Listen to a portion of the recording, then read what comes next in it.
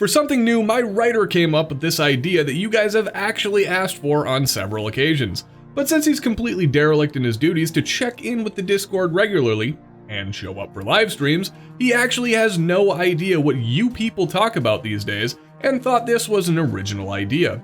We figured we'd take a break from roasting the industry as a whole and decided that it would be a positive move to alienate some of our fans instead. I can't wait to see how many of you guys unsub and start watching TFB instead of us after this one. Today, we're going to be telling some of you everything wrong with your personally owned guns that you asked us to review for you.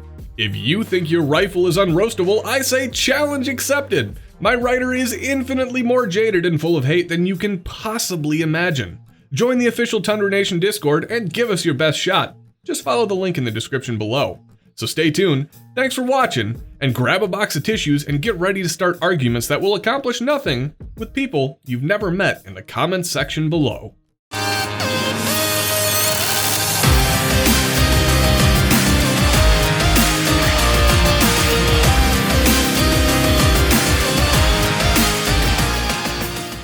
Alright, here we go. What even is this thing? When I see a rifle like this, I imagine a money pit. But not just any money pit. I imagine a sarlacc pit with 3 tongues and 4,000 teeth. But it's not in the desert. It's between the legs of a Hungarian prostitute with ties to the local mob. Oh, and she's working in a seedy club where you're the only customer. And when you decide to leave after having only one drink, Ivan and Igor sit down next to you and let you know that you ain't going anywhere until you max out your daily ATM withdrawal limit. Boy, that was oddly specific. Also, it's in red, which is among the least tactical of colors ever known to man. How the hell are you gonna join Solid Snake on your next Weeaboo-inspired infiltration mission without alerting every tango in the building? The color isn't even the worst part though. I'm assuming the scope mounted on this flaming pile of garbage is decent, but where in the hell are your backup iron sights? Good luck transitioning to 15-meter targets at your next 3-gun match. From this photo, you can't even see the trigger, so I'm left to assume that there isn't one, and this isn't a real gun. Clearly, this is the weapon of some tryhard who thinks they can impress people by lying about being able to hit targets at 1,000 yards, when it's a scientific fact that targets beyond 300 yards are too small to be hit by a bullet on purpose. Who the hell do you think you are? The Yankee Marshal? Also, this series is called Roast My Rifle. Come on. If you own this gun, the only possible way that you could have possibly thought to buy this is because the widow guy carried one for a little while. No explanation is possible. I think that's 3 possibles in one sentence. Great writing, Eric. One of the main problems with this gun is that it comes in .357, which you might be tricked into thinking is a good caliber. Where you're wrong is right around a little vil referred to as this isn't 10mm vil. You probably like to call yourself an old soul, but we here at Tundra Tactical consider you a geriatric and senile at heart. Regardless of your actual age, rocking a wheel gun immediately puts you at the highest risk category for COVID-19. And you probably think that it's made from real bits of rhino. Too long? Don't give a shit? Let me summarize. Revolvers are dumb, and you have problems for even considering this might be worth owning. Dude, you obviously made some serious mistakes when trying to build your first AR. The magazine is supposed to be inserted from the bottom. You clearly have no experience with firearms, and I recommend you take a couple of classes and maybe buy one off the shelf next time before trying another build. Also, that's clearly the heavy barrel model. Heavy barrels went out of style about 8 years ago, and the community collectively decided that weight savings is superior to having a weapon capable of sustained high rates of fire. SAWC, am I right, Nut and Fancy? Unless you can't afford a good barrel and got yours out of the bargain bin of an unnamed manufacturer on ClassicFirearms.com. Judging from the end of the barrel, you clearly messed up worse than we originally assumed, as this looks like some sort of semi-auto blunderbuss.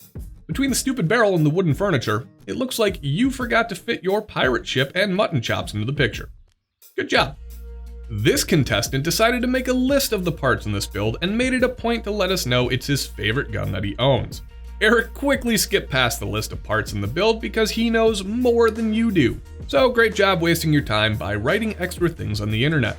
Please consider your build description to be even less relevant on the internet than Eric's website with his blog that hasn't been updated in at least 9 months. To be fair, pretty much all blogs are irrelevant. back on track. Let's go from rear to front. Nice pistol brace.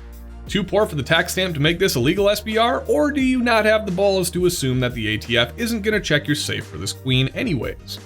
We're assuming that you have a mil-spec buffer system since you clearly spent the rest of your money on the remaining garbage components for this abomination. Backup iron sights? When you ever going to need those?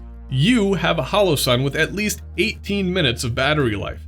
Come on, who do you think you're fooling? Your pristine Cerakote finish tells us that it's unlikely that this rifle has ever been outside the safe long enough for the battery to drain on your optic anyways. The Magpul grip says that you don't have an opinion, and all you really wanted is that cap on the grip so you could store some tactical snacks. Your standard PMag hasn't been hot since Eiffel 65 was on the radio. You need a Lancer mag or I'm going to consider you a noob. That's probably a Rise drop-in trigger there, the aftermarket trigger for pores, and the same Midwest Industries rail as on Eric's AR pistol. You clearly idolize him, which is sad on so many levels. Also, his wife bought this for him, so it's probably bad because girls don't know anything about guns, at least according to my writer. And if you think I'm wrong, then you should ask any dude wearing camo pants and a sleeveless shirt at Applebee's. They'll agree with me. Can't tell what kind of light that is, so it's clearly not a Surefire. It's probably from a kiosk at the mall, just like the knife collection I assume you have.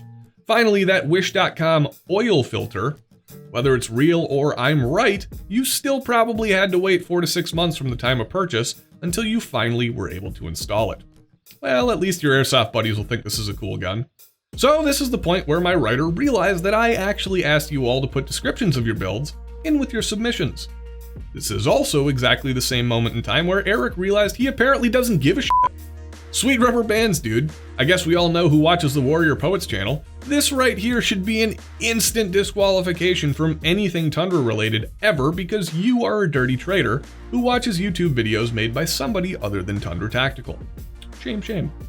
Oh look, it's that Magpul pistol grip again. If I had to guess what you stored in there, I bet you it's flint and steel and half of a Camel Crush cigarette that you're saving for later.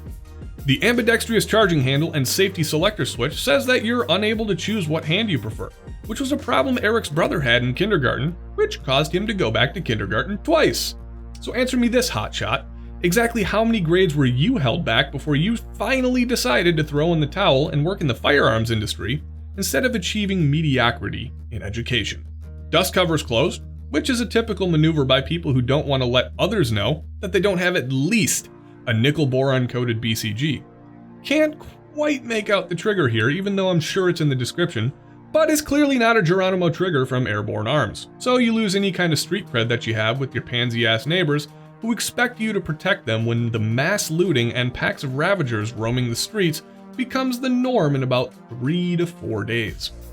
The SIG Romeo 5 tells me 2 things about you. Number 1, do you think you're too good for a Romeo 4? You're clearly a pompous asshole who needs to buy the flashiest, fanciest thing you can get for under $100. Secondly, you've never heard of LPVOs, which are clearly superior. That probably has something to do with the fact that you struggled to graduate to grades of elementary school that were previously thought unfailable by the general public. The front sight is clearly an attempt to recreate mil-spec, but fails miserably. I guess the muzzle brake is probably okay. Jesus Christ! This is clearly the worst case scenario here. Leaving aside the fact that it's once again not a rifle, this is not the gun you want when you need to be defending your mountain of toilet paper, Pyro. Do you even bother keeping this thing in a safe? I sure hope not, because it'd be taking up space that could be used for something far more valuable, like a broken broom handle. This thing looks like it's trying to be an 870, but since it doesn't have a nice full coat of bubbled rust on it, it's probably made in some East Asian warehouse by small children from bits of tin picked up from that giant garbage island where this shotgun should be returned to. I mean, the magazine tube isn't even extended, most likely because there's not much of an aftermarket for these things that shouldn't be made in the first place.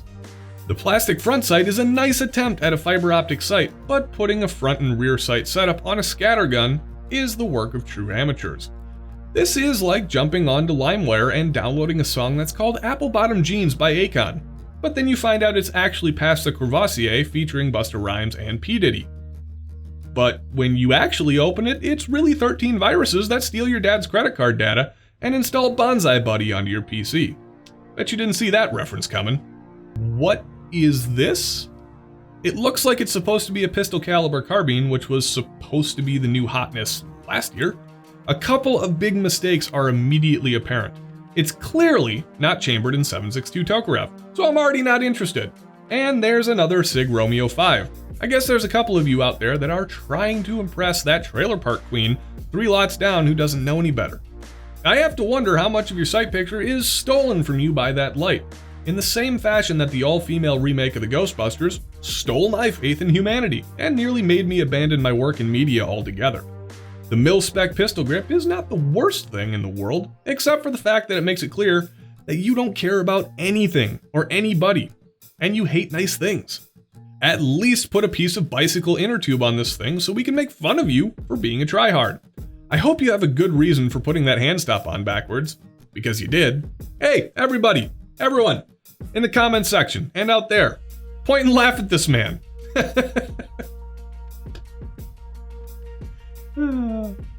Don't hate me. The clover leaf on the side of the magwell proves that you think you're gonna get lucky when touting this thing around.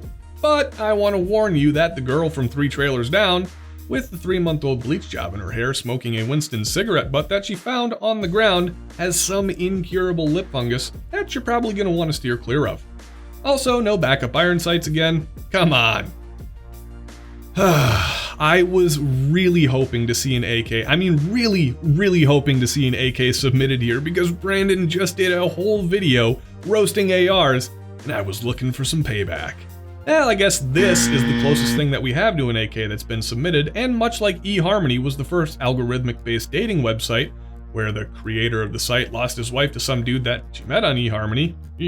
An AR chambered in 7.62x39 is a major disaster that could have been avoided by just having stayed poor and not flying towards the sun, thus melting your wings and crashing into the earth harder than Miley Cyrus bursted through that Home Depot kitchen display while licking a hammer. This is a notoriously heavy rifle made even heavier by the addition of that red dot magnifier. Watch our video on the top AR-15 accessories that suck. Once again, get an LPVO, you stupid idiot. Keymod rails were deemed flimsier than that can you chug your Diet Mountain Dew out of because it has less calories and totally doesn't make you look like a tool bag, when you are also eating as many roast beef sandwiches as you possibly can scavenge from the dumpster behind the Arby's after the closing time of that Applebee's where you were drinking those slippery nipples. Until the bartender told you that you don't need to laugh hysterically each and every time you order one. Also, mil-spec charging handle, mil-spec trigger, A2 birdcage, and no backup iron sights. This assembly of components is a lot like a group assembled for a gun control rally. They just shouldn't be getting together in the first place.